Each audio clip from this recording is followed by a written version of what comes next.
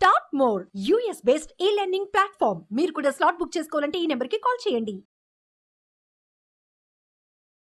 నమస్తే, welcome to Suman TV. నేను విష్ణు. ప్రస్తుతంతో పాటు బిజినెస్ అనలిస్ట్ రేవంత్ చలమలా ఉన్నారు. వారితో మాట్లాడదాం. నమస్తే రేవంత్. నమస్తే అండి. రేవంత్, ఈ మధ్య ఈ మ్యూచువల్ ఫండ్స్ సంబంధించిన వీడియోస్ కింద ఈ కామెంట్స్ రూపంలో యుద్ధాలు జరుగుతున్నాయి. యుద్ధం ఏంటంటే regular versus direct mutual funds. Okay. So regular అంటే త్రూ అడ్వైజర్ ద్వారా ఇన్వెస్ట్ చేసుకోవడము, డైరెక్ట్ అంటే మనమే ఏదో ఒక వెబ్సైట్లో ఎంటర్ అయ్యి అక్కడ ఇన్వెస్ట్మెంట్స్ చేసుకోవడము. ఓకే. అయితే అంటే రెగ్యులర్ ఇన్వెస్ట్మెంట్స్ త్రూ అడ్వైజర్ ద్వారా ఇన్వెస్ట్ చేసుకుంటే మనకి ఎక్స్పెన్స్ రేషియో ఎక్కువ అవుతుంది, మనకి కొన్ని కోట్ల రూపాయలు నష్టపోతాము, కొన్ని లక్షల రూపాయలు నష్టపోతాము అంటూ చాలామంది వాళ్ళ యొక్క వ్యూస్ని, వాళ్ళ అభిప్రాయాల్ని కామెంట్స్ రూపంలో తెలియజేస్తున్నారు. అసలు ఈ మ్యూచువల్ ఫండ్స్ అనేవి త్రూ అడ్వైజర్ ద్వారా ఇన్వెస్ట్ చేయకూడదు అంటూ కూడా చాలామంది బాహాటంగానే దీని గురించి డిస్కస్ చేస్తున్నారు. ఓకే. ఏంటి అసలు ఇక్కడ అడ్వైజర్ చేసిన పాపం ఏంటి? సార్, ఫస్ట్ నాకు ఒక చిన్న ప్రశ్న మిమ్మల్ని అడుగుతా. ఈ అడ్వైజర్ తనకు తాను ఏదైనా బోర్డు పెట్టుకొని వచ్చాడా, లేదా ప్రభుత్వమే ఆ అడ్వైజర్ అనే ఒక అతన్ని, అంటే ఒక అడ్వైజర్ అనే ఒక పర్సన్ని క్వాలిఫైడ్ అని బయటకు పంపించిందా? మనకి ఎంఫీ బోర్డు ఒకటి ఉంది. Mutual funds is managed by AMFI. AMFI comes under SEBI. End of the day any equity comes under SEBI. So ఒక ఎంఫీ అనే గవర్నమెంట్ బాడీ ఉంది. సో ఆ ఎంఫీలో ఎవరైతే క్వాలిఫై అవుతారో ఆ క్వాలిఫైడ్ పర్సన్ ని మాత్రమే మ్యూచువల్ ఫండ్ డిస్ట్రిబ్యూటర్ కింద మార్కెట్లో, ఒక ఫైనాన్స్ ప్రొఫెషనల్ కింద, ఒక ప్లానర్ కింద. దాని ప్లానర్ అని అనకూడదు, బేసిక్ గా మ్యూచువల్ ఫండ్ డిస్ట్రిబ్యూటర్ అనే వర్డ్, ఆ వర్డ్ మాత్రమే వాడాలి ఇక్కడ బేసిక్ గా రూల్ ప్రకారం. సో బేసిక్ గా సార్, ఇక్కడ ఒక ప్రభుత్వం ఒక ఎగ్జామ్ కండక్ట్ చేసి వాళ్ళని కంటిన్యూస్ గా మానిటర్ చేస్తూ ఎవ్రీ 3 years ఒకసారి మళ్ళీ వాళ్ళకి వర్క్ షాప్ కండక్ట్ చేసుడు, లేదా మళ్ళీ ఒక ఎగ్జామ్ పెట్టి వాళ్ళ లైసెన్స్ రెన్యువల్ చేసే ప్రాసెస్ పెట్టుకుంది అని అంటే మార్కెట్ కదే అవసరం అని. ఇప్పుడు మీరు డాక్టర్ అవ్వాలని అంటే ఒక MBBS చదవాలి. చదివిన తర్వాత మీకు సర్టిఫికేట్ వస్తుంది. సర్టిఫికేట్ వచ్చాక మీరు డాక్టర్ అవుతారు.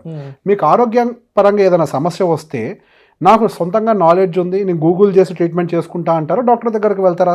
ఏ చిన్న అవసరం వచ్చినా డాక్టర్ కన్సల్టేషన్ తీసుకొని డాక్టర్ దగ్గరికి వెళ్తాం డెఫినెట్ గా. సో ఆ ప్రాసెస్ మీరు చేసుకోవచ్చు. మీకు రెండో ఉపాయం కూడా ఉంది, మీకు మీరు ఇంట్లో ట్రీట్మెంట్ చేసుకోవడం. బట్ స్టిల్ మనకి ఏం జరుగుద్దో అన్న భయంతో మనం డాక్టర్ దగ్గరికి వెళ్తాం. మన సొంత ఎక్స్పెరిమెంట్ చేసుకుంటే మనకి మన లైఫ్ కి గ్యారంటీ. అది కుదరదు. ఏదో అంటారు కదా, పెరటి వైద్యం అన్ని సందర్భాల్లో పనికిరాదని. ఎస్, ఎగ్జాక్ట్లీ, అన్ని సందర్భాల్లో అది పనికిరాదు. అలానే మనకి మ్యూచువల్ ఫండ్స్ కి సంబంధించి కూడా ఈక్విటీ మార్కెట్స్ కి సంబంధించి అవగాహన ప్రజలందరికీ ఉండదు. సో ఈక్విటీ మార్కెట్స్ లో ఏ టైంలో పెట్టుబడి పెట్టాలి. సో బేసిక్ ఇప్పుడు మ్యూచువల్ ఫండ్ అనగానే ఫింగర్ టిప్స్ మీద ఉంటుంది.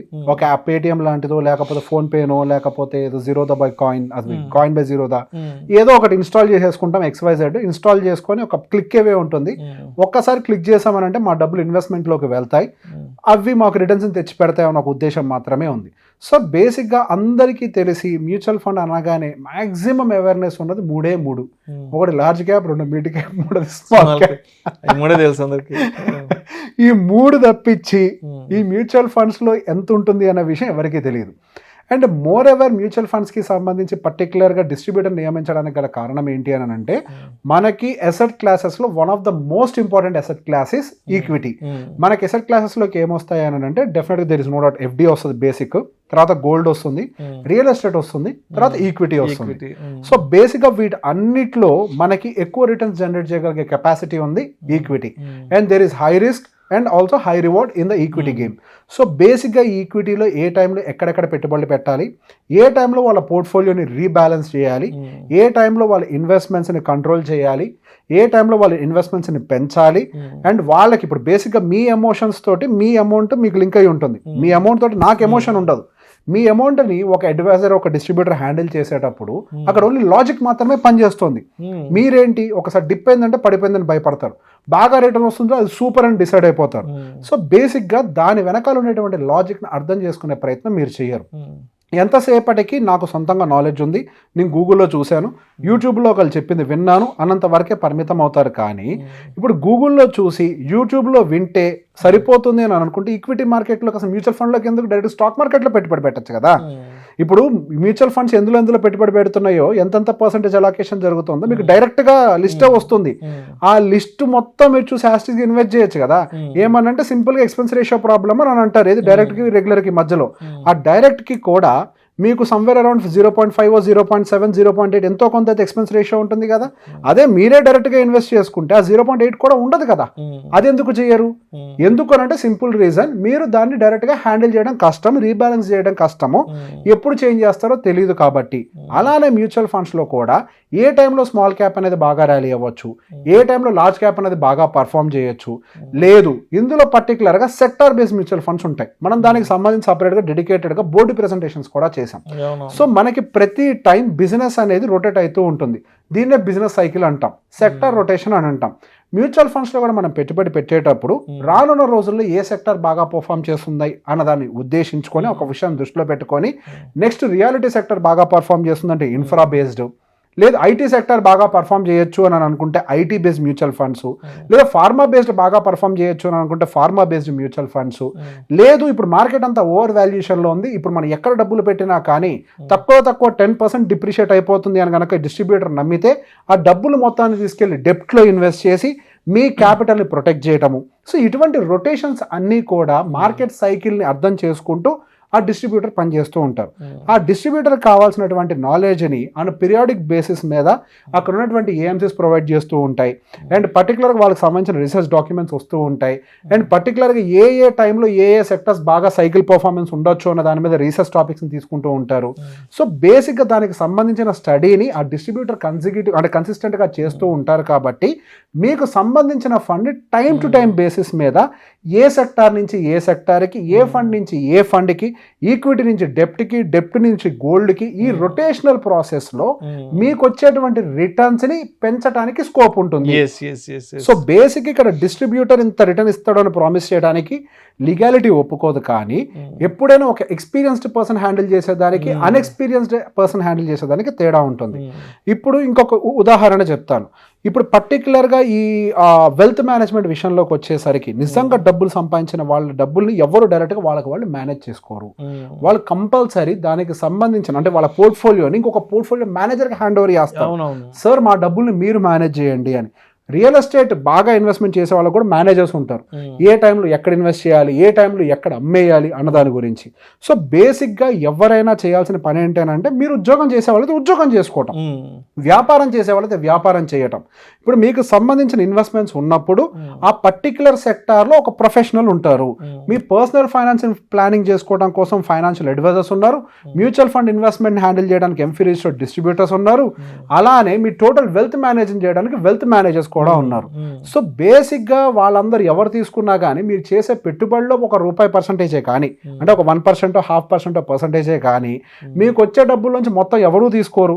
సో మీరు చేసే క్యాపిటల్లో నుంచి అంటే మీరు ₹1,00,000 కనుక ఇన్వెస్ట్ చేశారనుకోండి, సంవత్సరానికి ₹1,000 వస్తాయి. మీరు ₹1,000 కోసం ఆలోచించుకుంటే ఇంత పని ఎవరు చేస్తారు? రెండు, ఆ ₹1,000 తీసుకొని మీకు ఇంత పని ఇంకా ఏం చేసి పెడతారా? మీరు ₹1,00,000 మీరు ఇన్వెస్ట్ చేశారు ఈ సంవత్సరం, ₹1,000 తీసుకొని ఎవరైనా ఇంత పోర్ట్ఫోలియో మేనేజ్మెంట్ చేస్తారా? మీరు ఇప్పుడు ఎప్పుడో ఫ్యూచర్లో నాకు 100 కోట్ల పోర్ట్ఫోలియో అవుతుందని మీరు ఆలోచిస్తున్నారు. కానీ ఆ 100 కోట్ల పోర్ట్ఫోలియోని మెయింటైన్ చేయడానికి, మీరు అంత దూరం ట్రావెల్ చేయడానికి ఎంత డిసిప్లిన్ కావాలి, ఎంత ప్లానింగ్ కావాలి? అది అంతా మీరు డైరెక్ట్గా ఎర్న్ చేసుకోవడం సాధ్యమా? అండ్ ఇప్పటి వరకు మ్యూచువల్ ఫండ్స్ రిటర్న్స్ ఇచ్చాయన్న విషయం హిస్టరీ చెప్పింది, స్టాక్ మార్కెట్స్ రిటర్న్స్ ఇచ్చాయన్న విషయం హిస్టరీ చెప్పింది. ఇప్పటి వరకు వాటి నుంచి రిటర్న్స్ తీసుకొని ఎంతమంది ఇంతకాలం ఎదిగారు? దీనికి గల మేజర్ కారణం ఎందుకు లేరు అని అంటే, ఆ కన్సిస్టెంట్ బిహేవియర్ అనేది అందరిలో ఉండదు. 5-6 సంవత్సరాల కంటే కూడా ఎక్కువ ఉండరు. అదే హిస్టరీ చెప్తుందండి. ఇప్పుడు బేసిక్ గా వచ్చే ప్రతి డేటా చెప్పేది అని అంటే, మనకి నిజంగా స్టాక్ మార్కెట్ ఇచ్చేటువంటి రిటర్న్స్ ని ఏ రిటైలర్ కూడా తీసుకోవట్లేదు. ఎందుకు అని అంటే ఆ డిసిప్లిన్ ఉండదు. మీకు ఎమోషనల్ అటాచ్మెంట్ ఉంటుంది మీ డబ్బుల మీద, కానీ అవతల పర్సన్ ఏం చేస్తాడు? ప్రొఫెషనల్ కేవలం లాజికల్ మాత్రమే చూస్తారు.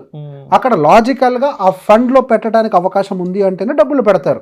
దీనికి సంబంధించిన అవగాహన ఉండదు. కాబట్టి ఎటువంటి ఫండ్ లో డబ్బులు పెట్టాలి, అసలు మీ రిస్క్ ఎంత, మీ మెంటాలిటీ ఏంటి, మీరు ఎక్కువ రిస్క్ తీసుకునేటువంటి అవకాశాలు ఉన్నాయా, అసలు మీరు ఏ పర్పస్ కోసం ఇన్వెస్ట్ చేస్తున్నారు, మీరు పిల్లల చదువు కోసం ఇన్వెస్ట్ చేస్తున్నారు అంటే ఎంత టైం పీరియడ్ ఉంది, సో మనం ఎటువంటి ఫండ్ లో పెట్టాలి, మీరు ఎమర్జెన్సీ ఫండ్స్ కోసం ఇన్వెస్ట్ చేస్తున్నారు అని అంటే దానికి టైం పీరియడ్ తక్కువ, సో వాటిని ఎట్లా సెక్యూర్ చేయాలి, మీరు ఇల్లు కొనుక్కోవాలనుకుంటున్నారు దానికి ఎక్కువ టైం ఉంది అని అంటే ఎలా ఇన్వెస్ట్ చేయాలి, దానికి తక్కువ టైం ఉంది అని అంటే ఎలా ఇన్వెస్ట్ చేయాలి, సో మీకున్నటువంటి రిస్క్ని బేస్ చేసుకొని, మీకున్నటువంటి అవసరాన్ని బేస్ చేసుకొని ఎలా ఇన్వెస్ట్ చేయాలి, ఎటువంటి ఫండ్స్లో ఇన్వెస్ట్ చేయాలి, ఏ ఇన్స్ట్రుమెంట్స్ని యూజ్ చేయాలి ఆ ఇన్వెస్ట్మెంట్ కోసం అన్న దాన్ని ప్లాన్ చేసేవాడే ఈ particular so called mutual fund distributor. మీకు మధ్యలో చాలా కోరికలు పుడతాయి. మీకు సడన్ గా కారు కొనుక్కోవాలనిపిస్తుంది, మీకు క్లిక్ ఏవే ఉందనుకోండి, నొక్కుతారు, విత్డ్రా చేస్తారు, కారు కొంటారు. అదే ఒక డిస్ట్రిబ్యూటర్ దగ్గర డిసిప్లైన్ గా పెట్టారనుకోండి మీ పోర్ట్ఫోలియోని, at least he will guide you. Withdraw చేయకుండా ఆయన ఆపలేకపోవచ్చే మిమ్మల్ని, బట్ మీకు ఒక సలహా ఇవ్వడానికి అయితే డెఫినెట్ గా పనికి వస్తారు. సార్, మీరు ఈ ఫండ్ ని మీ అమ్మాయి చదువు కోసం దాచిపెడుతున్నారు, ఈ రోజు మీరు కార్ కోసం విత్డ్రా చేస్తే మీ అమ్మాయి ఇంత షార్టేజ్ లోకి వెళ్ళిపోతుంది, దీనివల్ల మీరు ఇబ్బంది పడతారు అని ఒక విషయాన్ని ఆయన అట్లీస్ట్ మీకు చెప్పగలుగుతాడు. మీరు దాన్ని కరెక్ట్ గా డిసిప్లిన్ గా హ్యాండిల్ చేయగలుగుతారు. మీకు మధ్యలో వచ్చే ప్రతి లగ్జరీ అవసరాలకి, లేకపోతే కమిట్మెంట్, దాన్ని ఏమంటారు, టెంప్టేషన్స్ కి, ప్రతి దానికి మీరు తీసేస్తారు. అండ్ మీకు పెరుగుతున్నటువంటి జీతం ఆధారంగా, మీకు పెరుగుతున్నటువంటి రిస్క్ ఆధారంగా ఎంత ఎమర్జెన్సీ ఫండ్ మెయింటైన్ చేయాలో ఆయన చూసుకుంటారు, వాటిని ఎట్లా సెక్యూర్ చేయాలో ఆయన చూసుకుంటారు. సో బేసిక్గా ఇంత డిసిప్లైన్డ్ మేనర్లో మీ ఫండ్ ఒకటి మెయింటైన్ అవ్వాలంటే అది కేవలం ఒక మ్యూచువల్ ఫండ్ డిస్ట్రిబ్యూటర్ దగ్గర పోర్ట్ఫోలియో ఉంటే మాత్రమే సాధ్యం అవుతుంది. కానీ మనం ఇప్పుడు ఎవరైనా అండి, మీరు పర్సనల్గా హ్యాండిల్ చేయాలంటే మీకు పర్సనల్ ఎమోషన్ ఉంటుంది, మీ డబ్బులు కదా. విత్డ్రా చేయాలంటే ఒక క్లిక్ ఇవే ఉంటుంది, నా డబ్బులు కదా అని.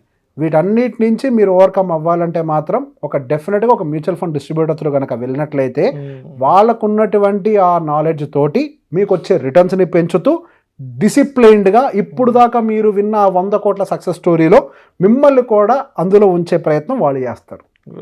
Thank you so much Revanth గారు. థ్యాంక్ యూ అండి. రెగ్యులర్ వర్సెస్ డైరెక్ట్ ఏదైనాకి మీ వర్షన్ గురించి ఆడియన్స్కి చాలా క్రిస్టల్ క్లియర్గా తెలియజేశారు. Thank you so much. Thank you.